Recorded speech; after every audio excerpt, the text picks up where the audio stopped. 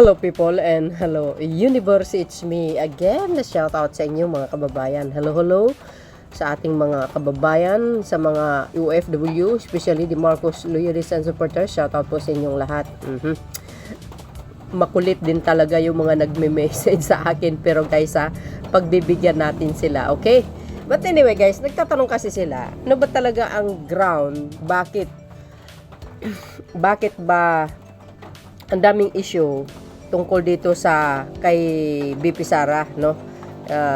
Sabi ko naman, siguro napapanood nyo din sa mga ibang videos ko, in-upload natin yung mga issue laban sa kanya. No, ito guys, hindi paninira. Binabase natin ito sa mga lumalabas sa social media, lalo na yung mga credible na sources natin, 'di ba? Lalo na ang COA. Di ba sinasabi ng COA, pinapabalik kay Sara yung 73.28 million na disallowance. Yun ang malaking issue sa kanya na hanggang ngayon wala pa silang paliwanag, malinaw na paliwanag sa COA. Yun ang issue panoorin nyo, no? So but anyway, tapos tinanong sa akin bakit daw nag-walk out. Mayroon tayong video diyan. Well, anyway, sa totoo lang, no, isa sa mga dahilan kasi mga kababayan, kung bakit nag-walk out si Sara Duterte, tungkol lang talaga sa mga issue, kasi ayaw niya po matanong. Ganun lang kasimple po yun. Dahil hindi niya kakayanin nasagutin ang tanong ng House Committee tungkol sa mga issue laban sa kanya. Katulad na ng mga expired na tinapay, na gatas, yung disallowance, ang dami pa mga kababayan, no? Ngayon, isa na rito po guys, no, kung bakit nagdideliryo siya na ayaw niya matanong pagdating sa budget 2025, na talagang allergy siya dyan. Sa totoo lang, ayaw niya yun na matanong. Di ba? Dahil dyan, sa madaling salita, ito po yun isa sa mga dahilan kung bakit ayaw niya talaga sumagot. At saka isa pa, plano na nila yun Lalo't yung back-upper niya doon na si dating Pangulong Gloria. Talagang super supporters niya yun mga kababayan. Bibigyan ko lang kayo ng isa sa mga dahilan na kung bakit ayaw niya talaga sumagot at ayaw niyang tumagal sa budget hearing. Ito po yun no? Isa na yun dito, matatanong at matatanong siya dito. Tulad niyan. Di ba? Yan. Sinabi ng Pilipinas Today to guys, 9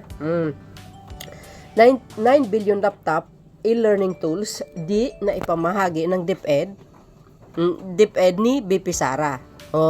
Nabigo ang Department of Education, which is ang DepEd, sa ilalim ng pamumuno ni Vice President Sara Duterte, na ma-deliver sa mga public school ang halos 9 billion halaga ng laptop, computers at iba pang e-learning equipments noong 2023. Nabunyag sa pagdinig ng Kamara ngayong Lunes, September 2, para sa 2025 budget na ng kagawaran. Itong nakaraang week ito guys, no? Kasi may nagtatanong, so sagutin natin.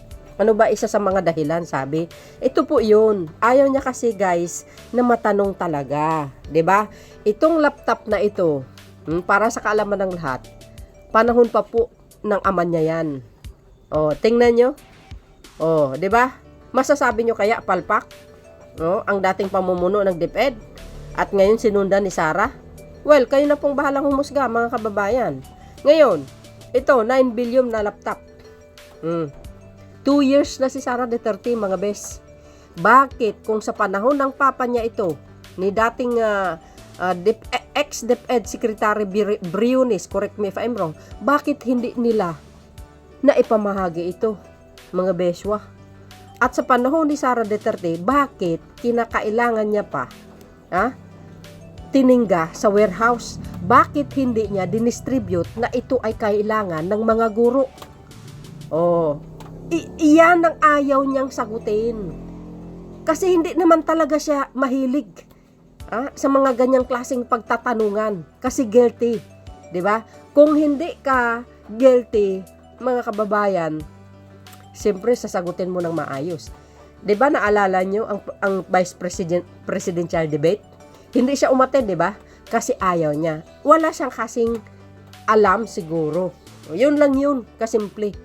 'Di ba abogado siya? Supposed to be very spoken siya. Pero ano, wala eh. Ayan, isa sa mga dahilan, mga kababayan. Kaya gumawa na naman siya ng eksena itong mga nakaraan dyan sa budget hearing.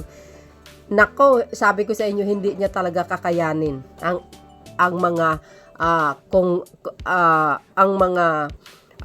magtatanong sa kanya. Gigisahin talaga siya.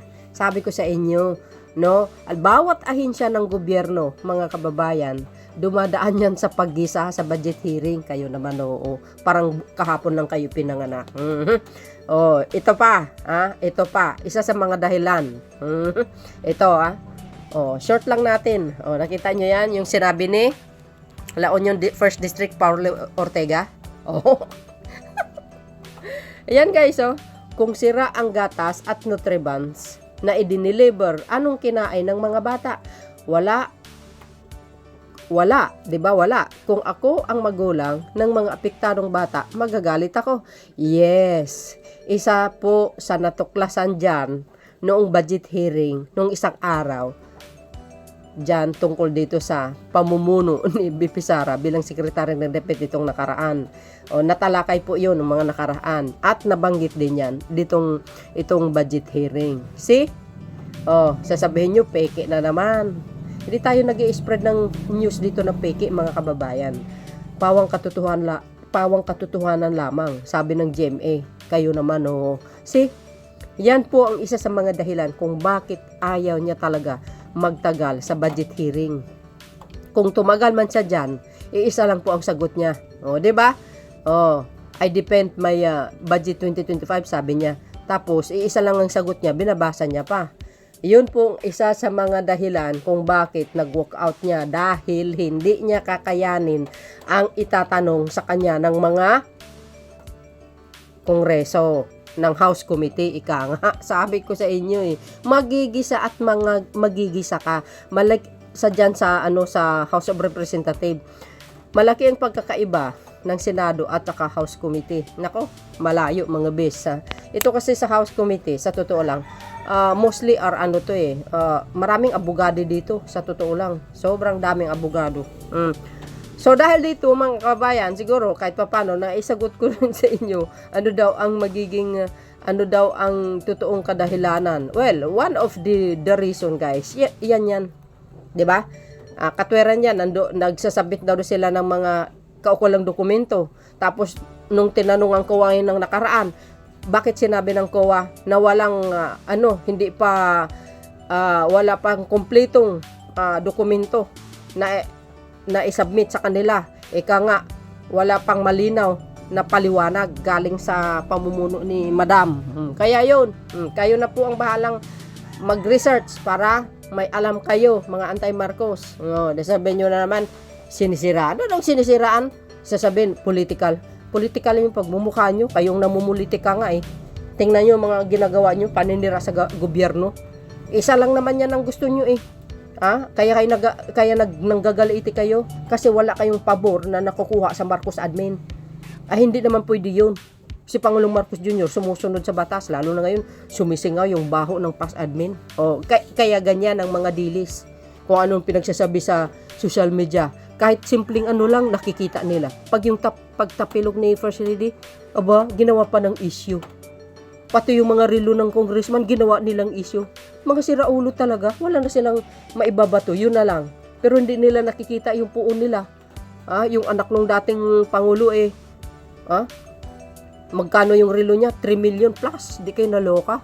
So yun guys, ang aking pinaka latest updates video. Sinukat ko lang ng bahagya yung nag-message sa akin. See you again on my next upload video. Bye and babush. God bless Philippines. Actually, marami pa yan, pero short natin. Ayun lang pinaka bottom line yan Ayaw lang yan matanong. Babush!